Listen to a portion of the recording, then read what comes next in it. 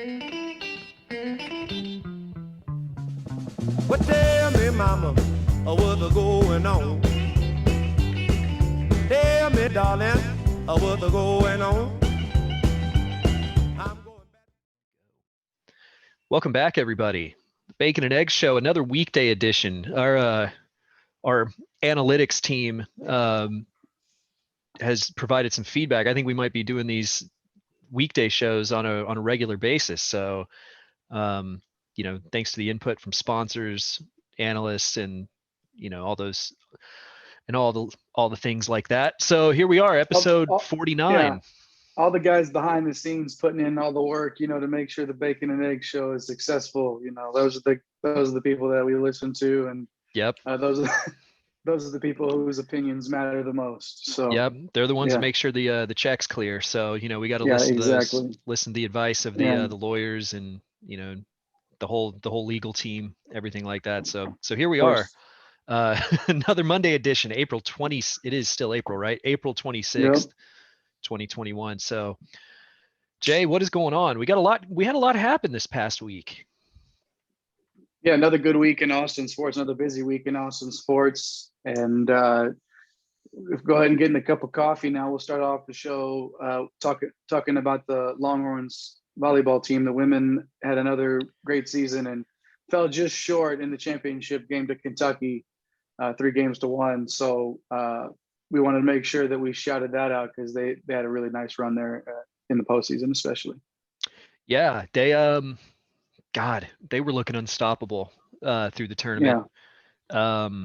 Knocking off some of the biggest names in college volleyball, on the way through. Beat the number 1 ranked Wisconsin Badgers in the Final Four in the semifinal round. 3-0, just a full sweep of Wisconsin. So they looked really unstoppable heading into that championship against Kentucky. But Kentucky only lost 1 match the entire year. Same with Texas, but Kentucky looked pretty damn good and beat Texas 3-1 in that national championship match. So, they come up just short. I forget what it is. I think Texas volleyball keeps making these Final Fours. It's like a significant number of them over the last decade, but just the 1 national title in 2012 to account for. So it just comes up short again, but this program just keeps on rolling along. They're at the point where it's kind of a the expectation is an Elite 8, and if not close to getting into a Final Four and those kinds of things. So they should be back next season. We'll see. But yeah, good run for them. And that was honestly about the only down point from this past week on the Austin sports scene. Yeah, that's a good point, man. That's a good point. Let's close out that cup of coffee and move on to La Zona Verde. Get into a little Austin FC talk, man. Pretty good result as we sort of forecasted last week on the show, that this was definitely a winnable game, a chance to get 3 points for Austin FC to go out to Denver and play the Colorado Rapids and get 3 points out of it, and that's exactly what they did, man. Yeah, that the first half was a little shaky, and that's where it, as we talked about last week, this was a completely winnable game. From what we saw out of Austin against LAFC, this was a completely winnable game heading up to Denver. We had been hearing all week about the atmosphere that's going to be up there. A significant number of Austin fans traveling up to Denver, which they did, and made a lot of noise and helped create a great atmosphere for the team, the road team. But yeah, first half was a little shaky. Austin came out on the front foot, really. Like, I think the first 5 to 10 minutes or so, you could definitely see where Austin was getting forward a lot. They were really trying to put some pressure on Colorado early. And then the injury happens. Sweat goes down. There's still no word on what officially that injury is going to be, but it didn't look good. There's talk that it might be a season-ending injury for him, which would be terrible because he's a leader on that back line. But with Beasler out, Sweat going down injured, the defense was really, Colorado started hitting on the counterattack. That's where they got their goal from. It started looking, created, ended up, I think it was off the corner that they got the goal. But the defense just looked, we were texting about it during the game, just kind of like, yeah, something needs to change here. This is, you're missing 2 starters now. on the back line, and it just, yeah, it didn't look great in the first half going to the break 1-0 down. No, it didn't. And Colorado did a nice job of knowing, okay, that's where the biggest weakness was going to be. So I'm sure that was a conscious decision to counter and to attack, to put the pressure on that defense early and often. And they did that. And it was, I forget the word that I used to describe it. Panicking. I think you said there was a bit of panic there. Yeah, panic. Yeah, I said that it just seemed like everything was panicked, and Josh Wolf's style is they're going to play out of the back a lot. So those defenders, it's almost like trial by fire. Like they're out there. These aren't normal starters. These aren't guys that would be out there in the first few minutes of games, withstanding these attacks. Not all of them anyway. And to get sort of thrown into the fire like that, but because Colorado did their job in attack, they did their homework, they knew what to do there, had a good game plan, and it paid off. They got that, they earned that corner kick, and then the defender just got outright beaten. The attacker just jumped over and headed it down and into the goal. So I mean, it's those sort of things do happen, but the response, Kerry, I thought in the second half was the most impressive thing coming out of halftime. The Josh Wolf's team, that club came out on fire in the second half. Absolutely. I mean, it was a completely different team to start off that second half. We talk about kind of the lineup issues on the back line, but also have to remember Thomas Pochettino was supposed, he started against LAFC. He's one of the designated players on this squad, a guy that is going to start and get a ton of minutes. And he was out of the squad for this because what came down as a administrative error, or a potential administrative error for like his player registration. And so out of precaution, Austin had to leave him out of the squad. Thanks MLS. Like, how is the paperwork not squared away? What is the deal here? I mean, I think you said we're getting the full MLS experience already. We're 2 weeks into this season, and we're already getting the full MLS experience. Like, this is unheard of stuff. Like, this doesn't happen. People's paperwork not being like registration for the league, because there's stuff when international soccer transfers are made. Like, there's paperwork that has to be done. There's leagues have to go back. Different leagues require different things to be done. And all of a sudden, the second match into the season, like, already played and started. Right? He started the match the first day, and then now all of a sudden, it's frustrating. But again, it didn't end up mattering here, because like we were talking about the second half, that the attack really turned on, and there was some really, really beautiful play from Austin FC up front. Yeah, and that's where I wanted to tie in the Pochettino thing with that. Like, you can see the progression from week 1 to week 2 in how Josh Wolf wants this team to play. And when you talk about that link up play out of the back and trying to pass from the back, those are things that like come with game time and live action, and knowing who you're like playing with the same group and having that sense of where your teammates are.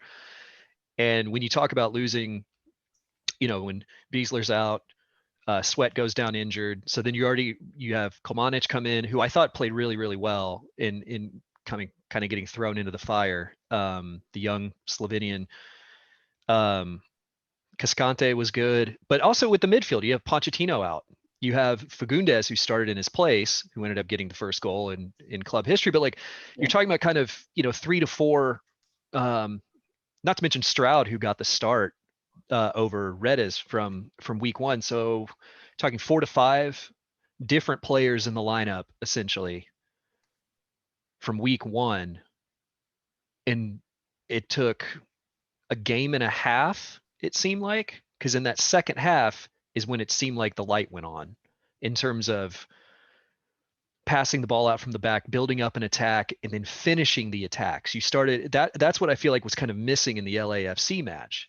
They had some possession, they were able to build out from the back, but whether it was a fitness thing, whether, with Cecilio Dominguez or Pochettino, like whatever it was, couldn't just they just weren't able to finish the attacking moves like they were against Colorado. Maybe that has a lot to do with LAFC being a really good team. But, and I want to get Exactly. to, on that note, I want to get to when Gallagher came on. And that's a guy you've been touting since the offseason. I'm going to bring that up every single time he, like this was Jay called it on this guy. But when he came on, the game was 1-1, and it was 2 minutes later, he had that little step over move to get the ball into the box, which put Colorado back on their heels and led to the second goal. And, you know, he registered the assist for it. But it's those little things like that he does that I think Danny Houston's going to bring something to this team. And I think we were texting about this as well in the first half. I'm like, I'm just not convinced with where he fits with the players that are out there on that front line. Like, he seems like a good player, but just what he provides doesn't seem to mesh. It seems like Gallagher meshes a little bit more with the way they want to play up front than what Houston does. What do you think about that? What did you see from? Well, there was when Gallagher subbed on, there was some really nice connectivity there up in the front that wasn't necessarily. It wasn't there as often. It just when he came on, it was like it was almost like he was this. I don't want to say like a spark plug, I guess. That's not the word I wanted to use, but he gave it a jolt, I guess. He gave that attack up top a jolt, and his movement without the ball is what is one of the reasons that he is so valuable. He's fast, he's good with the ball at his feet too. He makes good decisions, but his movement without the ball and then drawing people outside of, drawing defenders because his movement is so good and losing the guy that's supposed to mark him. And, he has so many good traits, and we saw it in burst after burst after burst. He was around the ball when Austin FC was scoring.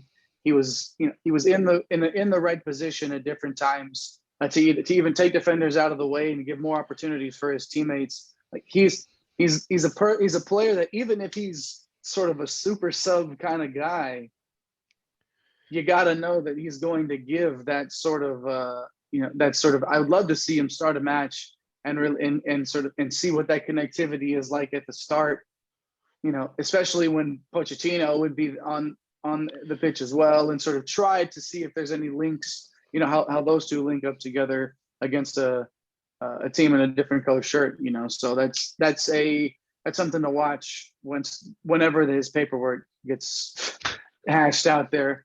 But no, yeah, Gallagher, he was as advertised in my book anyway, in this one. It really made a difference.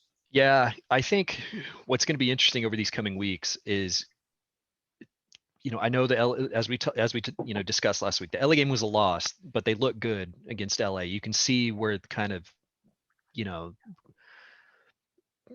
how this team is going to match up against a top tier squad like LA and all those things. But like here, after a couple of weeks, you're starting to see where Josh Wolf is going to have some good problems on his hands with lineup selection. Heading into the Minnesota game next week, assuming Pochettino's, everything's cleared up and he's ready to go. I mean, given what Fagundes did, like Fagundes was a guy that he was one of the motors out there. Like we said, he got the first goal. He had a lot of energy. He played hard. Same thing with Stroud. And Wolf is going to have some interesting decisions to make, as well as the Gallagher Houston decision as well. Like kind of, okay, well, do you go back to, did Stroud earn himself another start with how well he played? Is that going to keep Redis on the bench for now? Is Fagundes going to get the start? Because right now on that midfield, Ring and Pereira shouldn't be off the pitch. No. Those two, I know we talked about kind of how they didn't settle. It seemed it took them a little bit of time to settle against LA. But God, they look great. I mean, that is really turning into, and you're talking about a veteran in Ring and a guy that's only playing his second professional game, in his career with Pereira, friend of the show, Danny Pereira, I might add. Yes. In that, like so neither of those guys are coming off. Like you can't take them off the pitch. So now it's like really Fagundes or Pochettino. He's going to have to be creative with who he's shifting around.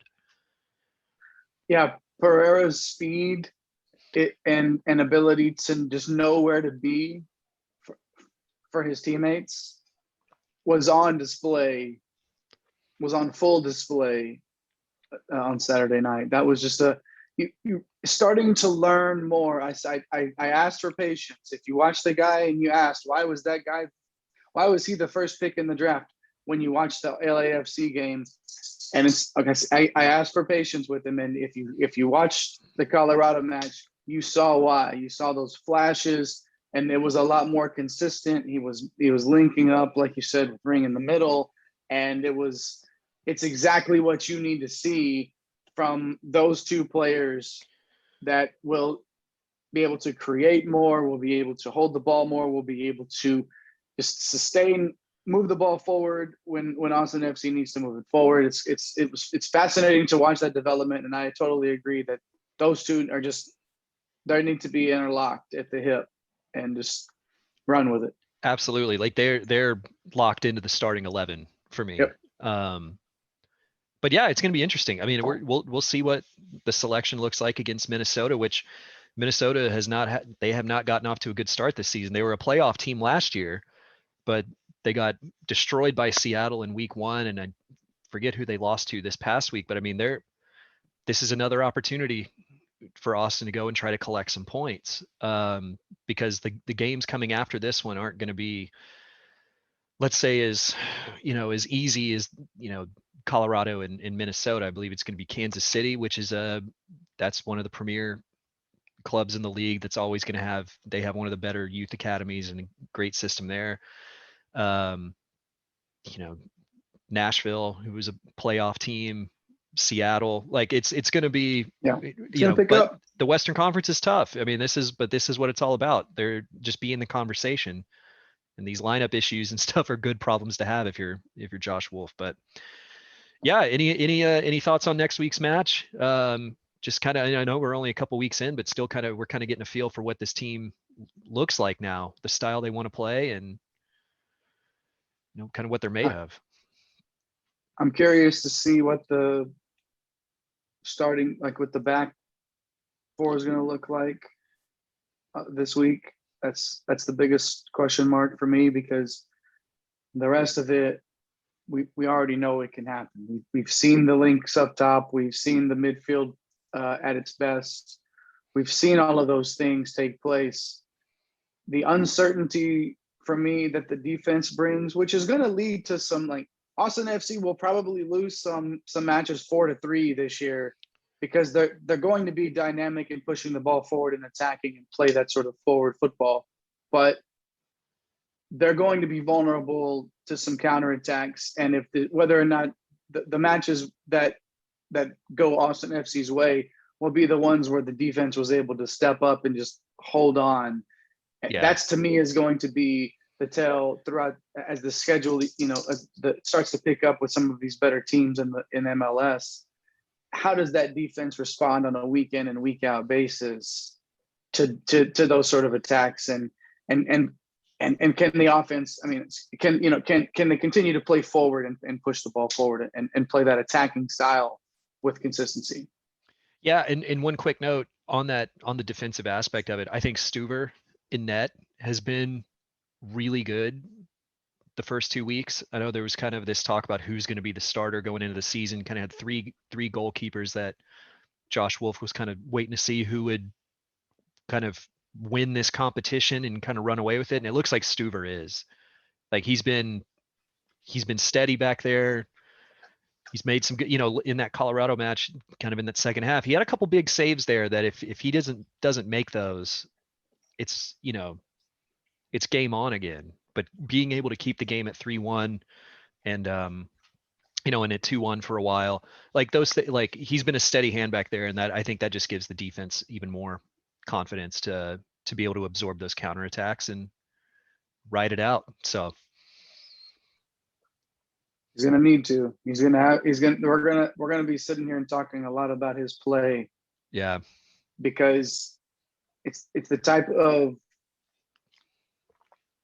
defense where he's going to make a lot of saves, or he's need going to make a lot of saves. Yeah, we're going to be talking about him and how he also, as the season progresses, as the trust that the defense has continues to grow in him as a goalkeeper, I think we'll see the defense also sort of elevate with that. It's all, I mean, again, it takes time. Second, this is an expansion team. This was match 2, and there were some impressive things to take away from this one. Now let's see how this keep ball it going rolling. and improve on that, and we'll see where we're at as these weeks come along. So yes, for sure.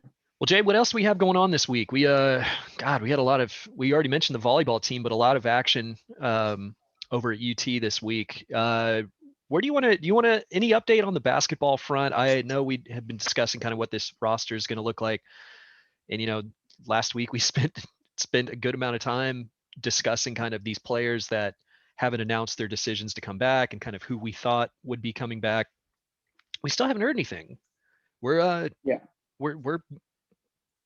which I find fascinating, but yeah, we still haven't heard one way or the other whether some of these guys are going to take up their, return or go transfer or whatever. So it's kind of a update there, but I think mid-May, I mean, these guys are going to take their time, especially the ones that have professional aspirations. If they're going to take their time getting back their reports from NBA execs that they get grading their, oh, you're a second round pick or you'd be undrafted, but you would probably get an invite to camp.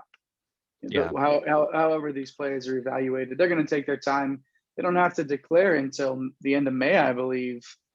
It's late May, NBA right? draft. So I think that this is going to be something that we'll continue to just not know for a while because they're going to be taking their time. Yeah, but no news, no updates for the Running Horns. There was that just water out of a fire hose level of excitement and flurry of news and transfers and stuff that Beard got in a short amount of time. And now it's sort of, well, got to hold some roster spots for these names if they decide that they want to come back. And then after May, we'll probably see another active time in the portal where we see a lot of guys declaring, or committing, I should say, to their new schools or declaring, going to the draft or however that they're going to handle it. So no news though. No news for the Running Horns, but we did have ourselves a spring football game over the weekend. And I think it was exactly what you would expect from a spring football game, right? Yeah, I think there's always kind of like two trains of thought going into a spring game, right? Like there's the excitement of football is coming, like we're going to get to see some football's back, I'm excited. And then you get like kind of amped up about like, oh man, especially with a coaching change, like what is this team going to look like? Let's see the all gas no brakes that Sark has been talking about all spring. Let's see this offense just tear it up. Let's see this defense. Like there's all that excitement of like, what are we going to see? And then there's the other train of thought that like reality sets in when you see the spring game and you go, oh, like it is a glorified scrimmage. It's like, and I think that was the case, like with this spring game, right? Like there wasn't, we're not seeing like some, I don't know, like it wasn't a, we're going to show every single play in the playbook and excite the fans and get them. This was a workman-like spring game. Like this was not for flair and flash. To practice to work on their foundation of plays. That was all it was. And that's what it should be. And I get the excitement. You want to, Sark's coming in, all gas, no brakes. Let's see what he got. And they ran some trick plays. They were there. The 2-point conversion where Thompson just sort of like throws it over his shoulder. And it is what it is. Those are the sort of things that you do for fun. Yeah. That's the flash that you give, the wide receiver pass and things like that, that you show that everybody has that in their playbook as some version of it. So you just show it for the flash. Oh yeah, spring game, get the fans something to rah about. It was a very vanilla game. which at this point, especially with changing the coaching staff and familiarity with scheme, that should be the expectation, is that this would be an extremely vanilla game for the Horns, and that's exactly what it was. So you saw accuracy from both quarterbacks. Let's touch on the quarterbacks, I guess, real quick. You know, Yeah. it was one of those things where there were certain throws that you would want to see a quarterback make, and Casey Thompson and Hudson Card both made those throws. For me, it was just a matter of, there was a lot of RPO stuff that Card has good timing coming out, making RPO reads. Thompson made some good throws on the run. They both did, man. Like, there weren't really any takeaways that it's like, oh, this quarterback separating from the other one right now. Exactly. Right. It was just one of those things where, okay, just like last week when I said, it doesn't matter if Casey Thompson gets 60 plays and Hudson Card gets 40 plays, because you can still make them. Wally down here. So you you having an earthquake down there in show, Utah or Wally, something? Yeah, what you got going on?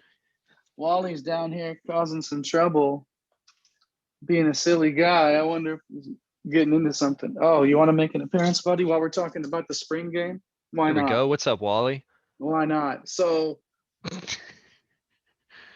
they made the throws. There were some accuracy issues, but you also saw some good timing, some decent footwork. Yeah. And they made the throws, I guess, that you would want a quarterback to make. They both did. So again, no separation there. There's nothing that came out of the spring game that's like, oh, Casey Thompson's the guy and this is why. No, man. It's like, it was a practice. It's the 15th practice of the spring. It's what you're allowed to. It's the last practice allowed by the NCAA in the spring, and you just open up your stadium and let your fans watch it. That's all it is. Yeah, I know the quarterback thing is going to get a lot of run in this town just because it's a quarterback battle, and there's nothing that generates more interest and more debate and discussion than a quarterback battle. But like, I think with what Sark is going to want this offense to look like, at least for this season, I think both of these guys have similar enough skill sets that whoever wins the job, the offense is still going to look the way that Sark is planning for it to look, which is going to be heavy doses of Bijan Robinson and Roshan Johnson and those kinds of, like, Whittington. That's where, like, we're not talking about, kind of like, I'm trying to think of, like, I don't know. It just feels different than previous quarterback battles. It feels different than like the Colt McCoy, Jevin Sneed kind of debate when they were both freshmen, and it, like, the Vince Young, Chance Mock kind of, like, different skill sets. The offenses look different. Even Major and Chris Sims, like, these guys feel so similar that it's kind of like, well, you don't feel like you're losing something. Like, everybody's going to kind of pick their favorite in a way, like, oh, I hope Casey Thompson wins the job, or I hope Hudson Card does. But like, does it really even matter right now? Like, we haven't seen. I don't know. It just feels different. It's hard to kind of pin down why, but yeah, I mean, and I'm gonna pause the video real quick, but I'm gonna keep talking here. We have a quarterback that in Hudson Card that can run if he wants to, that could take off and run if he wanted to, but he's not using his feet to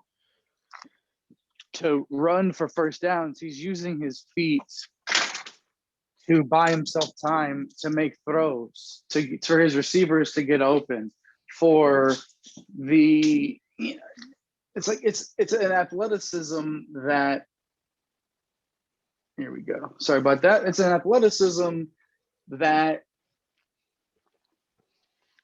it's a luxury, and Thompson has pretty good footwork too. So there's not even necessarily that much of a separation there. I think my preference in terms of scrambling and throwing on the run right now, I think is Card. But that the arm strength is just something that's. But again, Thompson has it too. We're splitting hairs here, man. Exactly. Like it's not. This battle won't be decided for a while, and it's not even close to being decided. Andre Ware was on the call of the spring game, and I know you're a big fan of his. Huge fan of him. And he made a point to mention, like, this quarterback battle is going to go into up until week 1, until the first snap is taken, until it's going to go up until that point, and it will. There's no reason not to push these two quarterbacks to that point. I think maybe in that locker room there may be a feeling of who the guy is, because there usually is. The locker room is usually on one. When there's a quarterback battle like this, it can divide a locker room. And if you got 70% of the guys that are really feeling like, though, this is the dude, that's probably the dude. And if Thompson has that experience in the locker room, he's been the leader through the spring, he's been doing all those things. My prediction right now would be that Casey Thompson takes the first snap of week 1. That's what I just feel like that's the most logical thing to happen. Not saying that I wouldn't love to see Card under center, and there's going to be some under center stuff, which is not necessarily what these quarterbacks are used to. Basically, the only time Texas Longhorn quarterback has gone under center in the last, I don't know how long, would be the quarterback sneak, and then everybody knew it was coming at that point. And predictability is one of the reasons why there's been so much turnover and so many coaches that have gone in and out of Austin recently. I think the unpredictability of what Sark's offense will bring is what makes it so exciting to think about what it could be. And I think either one of these quarterbacks can execute it, just like you were mentioning earlier. Either one of these quarterbacks can get it done in Sark's offense, because they're going to put the people into position to be successful. That's one thing that the coaches in previous staffs didn't necessarily have a reputation for doing. Right. Coming in, good recruiters, won some games with good players, but not necessarily a reputation for putting guys into positions to be successful on a consistent basis. And that is more of what we see out of the coaching staff on the 40 acres right now, are guys with reputations of putting players into positions to be successful. And that's come from the locker room too. Those are coming from player interviews. You hear them saying, like, oh no, like, they're going to put us into positions to succeed. Are we going to execute it? That's the sort of word coming out from the players, that there will be an accountability for themselves this year, because they know they're going to put me in the position to succeed. Am I going to do it or not? And that's going to tell the tale this year. Yeah, that's all you can ask for, right? Yep. That's all you can ask for. Like, and that's where it just makes it seems like something so simple. Like if you're someone like Jared Wiley, you look at last season, he didn't, something we complained about, and we're not going to get into the head coach, the previous head coach, and get on that run again. But like, if you're someone like Jared Wiley and your last season going like, what do I have to do to get on the field more? Because when he's on the field, he's making plays. Mm-hmm. Like, what do I have to do? And when you're a player and you have that in the back of your mind the entire time about, like, I'm producing when I'm out there. Why am I not seeing more playing time? And then a coaching staff, under Sark like this, that's basically saying, like, we're putting people in all the, like, you don't worry about all that stuff. We're putting you in the position to succeed on it. Just execute. You don't have to, like, the best players are going to play. And that has to be kind of reassuring from that player standpoint of like, okay, well, I'm viewed, I don't know. And just thinking about just how that must play in the backs of the minds of players about, like, how do I get on the field more? Why are we not, you mentioned, like, the players pick up on who the quarterback is, and that's going to be kind of the guy, they pick up as well on, like, personnel decisions. Mm-hmm. They see who makes plays in practice. They see who makes, like, what are we doing here? They see the backup punter reading his progressions. See, No, because I wasn't gonna do it this week. I wasn't even gonna do it. You know, I wasn't even All right, gonna. we're I'm not moving even on. We're gonna. moving on. Not And even, that's not even gonna mention that weak sledgehammer slinging piece of. I'm not even gonna do it. I'm not. We're not gonna do it. not doing it. We're moving on. We're moving on. Moving More on. spring game stuff before we get back into that. Anything else that stood out to you besides the Couple. quarterback Yeah. battle? When you get the split squad like this, you get to see a lot more people for a lot more time on the field, just because obviously there's more time, there's more playing time to go around, and you see some of those younger guys that came in. Kerry, you mentioned offline, and I think Mike mentioned it in the text as well, that Xavier Worthy is going to be somebody that is worthy of our attention. Oh man, that one wasn't even pre-written into the show run there, No, man. We didn't even have that in the no, script. I'm good for one of those trash Whew. jokes a day. I think it's gonna have to. We may have to get a sounder, whatever it is. Like You might get some Scott Fisher you're not prepared for. maybe Careful what you wish for. maybe there's anyways. Xavier Worthy, somebody fast wide receiver coming in on campus, somebody to look forward to seeing. And then you mentioned on the defensive side, Richardson was somebody that stood out to you. Yeah, so that's to me, those are kind of the beyond the spring game, kind of the big news of the weekend for the football team was Xavier Worthy. He's technically part of the 21 class. He was committed to Michigan, signed his letter of intent from Michigan. Right. There was talk about he wanted to enroll early, but he was unable to enroll early at Michigan, so he essentially asked for a release from his letter of intent, and he's committed to Texas now. He's going to join the team in the summer is when he can enroll and start practicing. But yeah, this guy he was the number 61 ranked player in the country in this class. I think he was the 8th rated wide receiver in the country and the number 4 player coming out of California. I think is the numbers that I saw. But they compared him to Deshaun Jackson, which is a good comp to have. Blazing fast, and it sounds like the plan is for him to contribute quickly and early.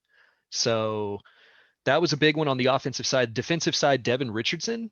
And this one was really fascinating to me because he's a former 3-star linebacker from the state of Texas. And New Mexico State didn't play last season. And he played his freshman year was the season before in 2019 when he was named freshman All-American.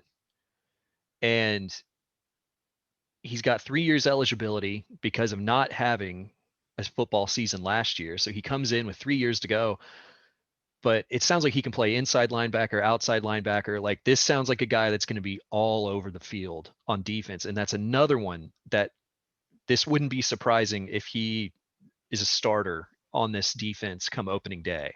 Because I know we've talked about kind of the depth at linebacker. We're seeing these transfers come in like Thornton, now Richardson. Like how is this unit going to shape up and kind of, I mean, I don't know. I don't know if Richardson's going to be kind of that Osai, like outside guy that can kind of come off the edge, but like 2 big pickups this weekend for the football team. And it's, and then also today the news came down that Malcolm Epps is officially in the portal. So, there's some attrition there. And, so Sark is moving and shaking on the roster. As he should.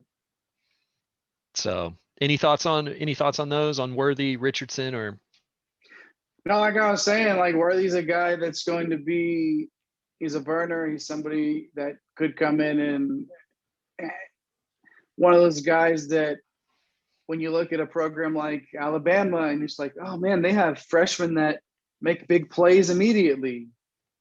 How come Texas can't, they have all these talented guys that they recruit. How come those freshmen aren't coming on right away and contributing? And when you have somebody with that sort of speed, with that brings the background that he brings, could come on and immediately make an impact. So that is quite a get for Sarkisian. And yeah, that's versatility in the linebacker room at this point is something that you can't have enough of at any Right. time, but especially with looking at the linebackers on this roster, like that to me is it makes it all that more important. Yeah, for sure. So those are a couple names that wouldn't have been out there for the spring game, but as we get into fall camp and into the Right. summer and start getting ready for that first depth chart to come out before the Louisiana game, those might be a couple names that people will see on that depth chart and go, you know, what's going on here? Who are these? You know, we didn't see them in the spring, where it's, which if they're on the depth chart at that point, that means they must be looking pretty good in summer and fall camp. But Yep. yeah. So what else we have going on this week? We had Texas baseball. Yeah, the Sluggin Horns, they got the streak to 16 games, and that's where it ended yesterday. So Texas baseball did go up to Stillwater, and I know we've been kind of talking about, throughout the season, these 3 conference series that are on tap here for Texas, and the first one of those was this trip to Stillwater against Oklahoma State. Texas got the series. They went up. They got 2 or 3. One that it was supposed to be a Friday, Saturday, Sunday, but Friday night got delayed, so they won the doubleheader on Saturday, lost on Sunday. This seems to kind of be I don't want to call it an issue, especially a team coming off of a 16-game win streak. But we look back kind of earlier in the season with this Texas baseball team where it was win Friday, Saturday, and they weren't closing out series on Sundays. And I know Coach Pierce has kind of talked about how he'd rather lose a Friday or Saturday game and get the Sunday one. Like if you're gonna lose one of the 3, he would prefer to not lose the Sunday one, because it just changes the attitude when that series is over. You end that series on a higher note. And I mean, are we thinking maybe they're like just the pitching depth? Because we see what Ty Madden does on a Friday night. You're basically locked into, like, what he's going to bring on Fridays. Are we looking at kind of like, the only reason I bring this up is as we get closer to regional season, you start talking about playing these little, these 3-game sets. Is there a concern about where this pitching staff might be in the 3rd game when we're talking about postseason ball here? I think it's something to consider when you're talking about especially if you do, they're not used to you almost want them to like lose a game early in a series to see how they respond at this point. Because if you get into the postseason and you lose that first game, and then all of a sudden, oh man, if they lose another one, they're out. You go 2 in barbecue, as they say, in your series, in your openings play, right. And it's like, man, like what happened? We weren't used to having to respond to a loss. But to me, I think that's an issue that you're willing to deal with when the bats are as hot as they are, and your Friday and Saturday pitching has been as consistent as it is your 1 and your 2 guys. So, I mean, it's something to consider, because all the 3 out of the last 4 losses have been on Sunday, but yeah, they only have 7 losses all season long too, though. So I mean, this is not something. I guess if you want to nitpick, then yeah, the Sunday pitching, I guess, has been something that hasn't been as steady. Yeah, I guess the thing was that loss yesterday, I believe Oklahoma State scored all their runs on home runs. I think it was a matter of like a 2-run shot early, and then a 2-run shot a few innings later. I think they otherwise played well, and Texas left a lot of runners on base. I know they had the bases loaded a few times in that game, and Oklahoma State was able to get out of it. They just couldn't finish off the offense and drive in more runs. And Oklahoma State, I think, started their closer, and he ended up going 100 pitches yesterday. Like, it was just a kind of bizarre set of circumstances in a way that was a little bit out of character with this baseball team, especially when they start getting guys on base. This team's been able to, when they're not hitting the ball out of the park, they're able to drive in those base runners and start putting those numbers up on the board that, to where even if the pitching isn't perfect, they're able to do that. So that's why, yeah, I mean, it's going to be really interesting this coming week. It's going to come into hyper focus, just how good this team is. Incarnate Word comes to town on Tuesday. Okay. That's going to be, it's back home. Get some freshness, get some sharpness there, because when Tech comes to town next week or this coming weekend, this is outside of that opening tournament in Arlington against that group of SEC teams. This is the biggest test Texas has faced this season. Tech has been coming into this past weekend ranked number 5 in the country. They did lose this weekend series to Baylor though, so they lost 2 or 3 there, and Baylor beat them 13-3 or something yesterday. So they're wounded a little bit, but there's going to be the motivation to come to Austin against, depending on what the poll number is showing today. I was seeing number 3 for Texas or number 4. Mm-hmm. It doesn't get any bigger than that. And especially Tech is 4 games back in the Big 12 race. Texas and TCU are tied, and that's the series coming up after the Tech series. So, Tech's going to want to try to make up some ground, and at least want to come in and get 2 off of Texas this weekend. And yeah, it's a big series. This is it's getting down to it. And it's I believe this season it's going to be interesting that they're going to be announcing the regional spots before the season concludes, right? Because of COVID. I heard. Is that right? So they could go ahead and just make sure that they have it. It kind of makes sense. It's definitely out of the norm, but I could understand why they might make that decision just to because you already have a pretty good idea of who those top teams are, and you can make your travel arrangements and do everything in a safe manner if you know that that's a possible destination for you. So yeah, I think I hadn't heard that, but that would make sense that they would make that sort of a decision. Yeah, it's something like basically I think it's gonna be the super regional sites are gonna already be declared. So it'll be the super regionals too. Yeah, I believe so. I might be wrong on this, because the reason I've been hearing about this a little bit was because right now Texas is the highest ranked team in the Big 12. But TCU and Tech are right there on the heels. In a situation where Texas earns a super, like Dish Falk Field would be a host site for a super regional. If Texas doesn't qualify and advance to that super regional, then someone like Tech or TCU, it would basically be their home field for the super Dish Falk Field would be their their site, so to say. I don't know. I'll have to double check on it. But it's different this year because of travel and trying to maintain kind of true regional type sites. So yeah, you'd like to try to avoid that situation where Dish Falk Field becomes the home of TCU or Tech baseball for a few weeks, kind of thing. Yeah. But we'll cross that road later. That. Yeah, let's avoid that if we can there. But it's also, I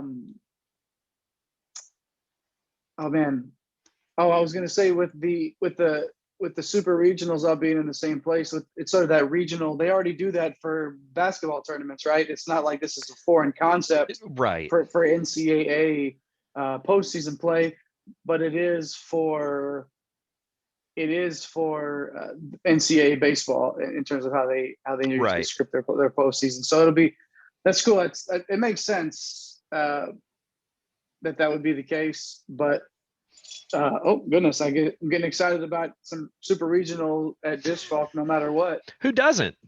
Who doesn't? I mean, why not? Why not? I mean, that would be cool to be able to get out there and see some guaranteed postseason baseball, even if the Longhorns somehow didn't make it through a regional, which they're just so strong. I can't, it happens, but you gotta think at this point in the season that Austin would be a place that is already in consideration for that super regional spot, I would imagine.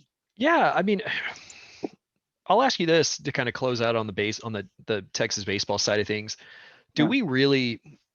I guess how do you feel about where this team is? Like, is there any sense with you that we still don't really know how good this team is? Like, does it kind of like, I know the record's great, the winning streak was great, Melendez doing what he's done, like all those kinds of things. Is there still a little bit of unknown with this group?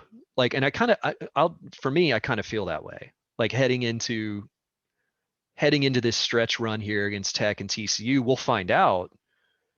But how confident are you about kind of where this team is? Like, how do you feel about this group? I think that this roster is put together to be able to make a run in a postseason setting. Like that's really all you can ask for. If you're a fan of a team, it's like, do you have the pieces there to be able to make a run and win a championship?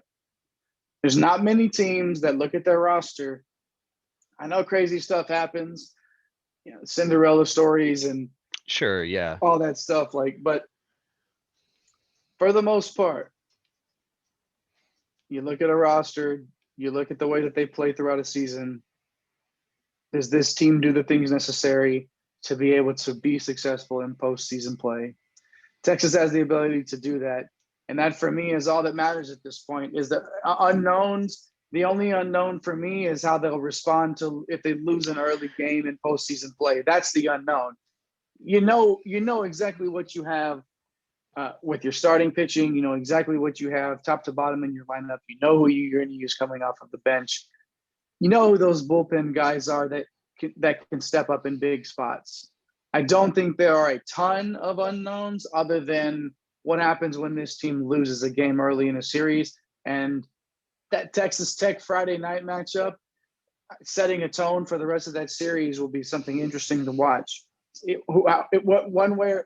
Whether it goes one way or the other, seeing how that Friday night game against, which again, we mentioned it last week, it would be like if College Game Day was going to a baseball site, it would be in Austin for this Tech series this weekend. And in Fort Worth the following weekend when Texas goes up there. Exactly. So, man, I think we'll learn if there are unknowns about this Longhorn team. We'll learn about them this weekend.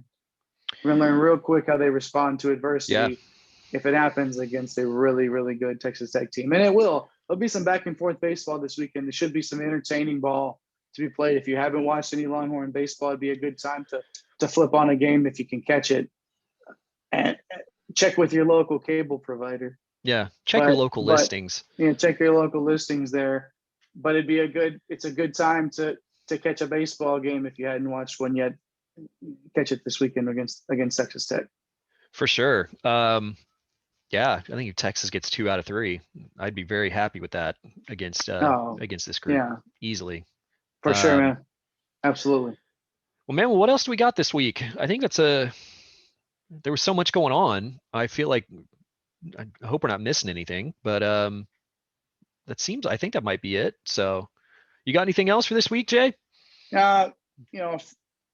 Good friend of ours, Zach, had a celebration of life for him this weekend. He's somebody that'll be missed. I already miss him a lot. He was a really good friend of ours. We talk about the Deep Eddy Cabaret being a place that you and I love, Kerry, and that's a place that Zach and I had a lot of good memories at too, and sort of where the origin of the show name was really pushed in home. He had a lot to do with that.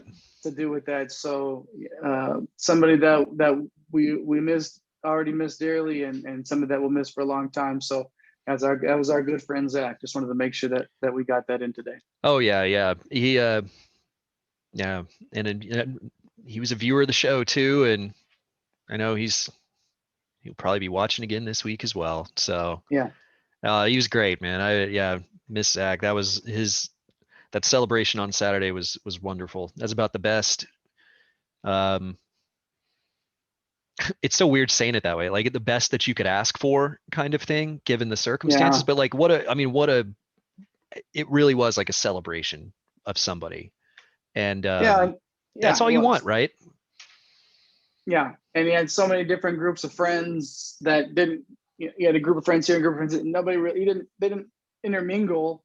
I'm not saying they didn't at the celebration of life. Everybody was cool. It was a great time. But I mean, like, they didn't necessarily know each other before that day. He just had so many different groups of friends and meant so much to so many people, and gave everything that he had for everybody else. It's just the type of person that he was. So just wanted to make sure we got to mention to Zach in today and pay proper tribute to him, because he was someone special to both of us and the show. And one of the funniest, that guy, God. Yeah. One of the most hilarious people I've ever met. You're Easily. laughing constantly around that guy. I mean, yeah, we love him. We'll miss him. And yeah, glad.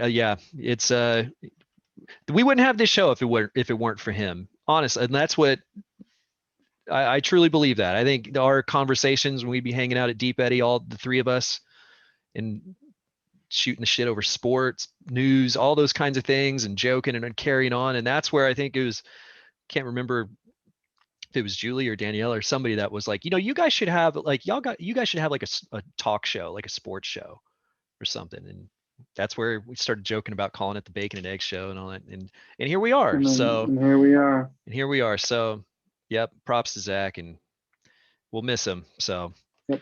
So a good note to close it out this week. And yes, let's do this again next week, man. We we'll have plenty more to report, more happening in the Austin sports scene. So man, this has been great. It's we forgot to mention this last week, is that we have hit our 1 year anniversary of the show. We neglected to mention it last week. So we're now going into the second year of a pandemic, as well as as well as this show. So we thank everybody. I appreciate everybody that's watched and commented and provided feedback in any way, shape, or form. And Jay, it's been a fun year, man. What do you think? I agree. Yeah, this has been a blast. Started off as something that we really weren't sure how we wanted to present it, if it was even something that we could do. Could we get on and talk? Because you and I could sit around and talk. The idea was that we would get on here and we would just talk like we're sitting next to each other. Yeah. At Deep Eddy, and that's really what we wanted this to be, was conversational, some back and forth, some dive a little bit in depth when needed to, but really just have a conversation between friends, and doing this for a year has been a blast, and we'll see where it goes. I think there could be some big things on the horizon for the Bacon and Egg Show. Never know what's coming up here in the very near future. So sit tight, but thanks everybody for your support throughout this year, and for those of you that have subscribed to the show. It means a lot. Appreciate that. And even everybody that just clicks on that link and supports us and lets you know that you wanted to watch it. We thank you for that. So it's been a blast this year. Let's keep it rolling, man. Let's keep it rolling. Yeah, we'll do this again next week, man.